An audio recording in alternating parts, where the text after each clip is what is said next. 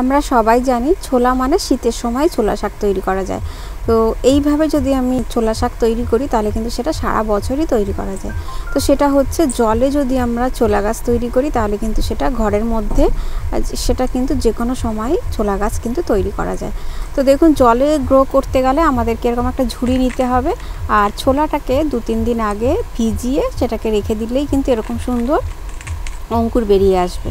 তো অঙ্কুরিত ছোলাগুলো এরকম ফাঁকা নিচের দিকে যাতে হোল থাকে অনেক বেশি সেরকম ধরনের ঝুড়ি নিতে হবে, কারণ এর শিকড়টা কিন্তু যেহেতু নিচে যে গামলায় জলটা দিয়েছি সেই জলের দিকে কিন্তু এর শিকড়টা চলে যাবে।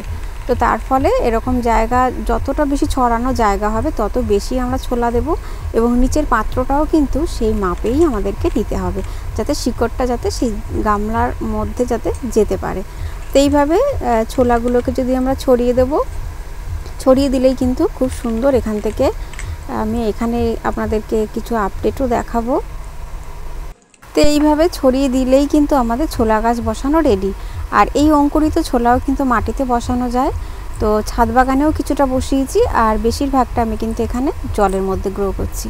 তো ছোলাটা দেওয়ার পরে এরকম একটা সুতির কাপড় দিয়ে একটু 2-3 দিন মতো ঢেকে রাখলেই হবে। তো ঢেকে কাপড়টা ভিজিয়ে অথবা এমনি ঢাকা দিলেই হবে। আর সকালের দিকে একবার করে একটু জল স্প্রে ছিটিয়ে দিলেই কিন্তু হয়ে যাবে। তো এরকমভাবে 2 দিন ঢাকা দেওয়ার পরে তারপর ছোলার কি অবস্থা হলো সেটা দেখাবো এবারে। এই দেখুন 2 দিন পরে ফিরে এসেছি, দেখুন কি পরিমাণে শিকড়, কিন্তু শিকড়গুলো বেরিয়ে নিচের দিকে যাওয়ার চেষ্টা করছে। এই দেখুন নিচের দিকে শিকড় অলরেডি কিন্তু বেরোতে শুরু করে দিয়েছে। আর আরেকটা যেটা করেছি সেটা হচ্ছে আমি নিচের গামলাটা একটু বড় করে দিয়েছি। প্রথমে যেটা নিয়েছিলাম সেটা কিন্তু বেশ ছোট ছিল, তো একটু বড় আমি নিয়েছি। তো এবারে ঠিক 6 দিন বাদে আমি ফিরে আসছি। এই দেখুন ছোলা গাছটা এখন বাজে হচ্ছে ঠিক 1টা থেকে 1:30 বাজে। তো যেহেতু পশ্চিম দিকে জানলাটা দিয়ে বেশ একটু রোদ আসছে, তো সেই জন্য একটু রোদের মধ্যে রেখে দিয়েছি। এখানে হালকা ওই আধ ঘন্টা মতন রোদ পাবে। তো এরকম প্রতিদিনে যাতে ব্রাইট আলো যাতে পায় সেরকম জায়গায় আমি প্রতিদিন এই জায়গাটা রেখে দিই। দুপুরের পরের রোদটাই কিন্তু এখানে আসে। তো সেখানেই দেখুন কি সুন্দর ছোলা শাক তৈরি হচ্ছে। তো আমরা কিন্তু মাটির দরকার নেই, জলেও কিন্তু এরকম সুন্দর ছোলা শাক তৈরি করতে পারি 100% অর্গ্যানিকভাবে।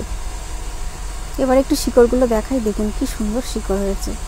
তো আমি যেটা করেছি আজকে সকালবেলা এই জলের মধ্যে 2 চামচ দিয়ে দিয়েছি ভার্মি কম্পোস্ট। দেখুন এই ভার্মি কম্পোস্টের জায়গায় কিন্তু আমরা এখানে চা পাতা দিতে পারি। যদি ভার্মি কম্পোস্ট না থাকে সেক্ষেত্রে কিন্তু যে চা পাতাটা আছে সেটা কিন্তু 2 চামচ কি 1 চামচ দিলেও কিন্তু গাছের গ্রোথ ভীষণ ভালো হয়। কারণ আমরা যেহেতু শাক খাবো তো সেক্ষেত্রে কিন্তু 2 চামচ চা পাতা দিলেও হয়ে যায়। তো আমার কাছে ভার্মি কম্পোস্ট নিচে ছিল, তাই আমি 2 চামচ ভার্মি কম্পোস্ট দিয়েছি।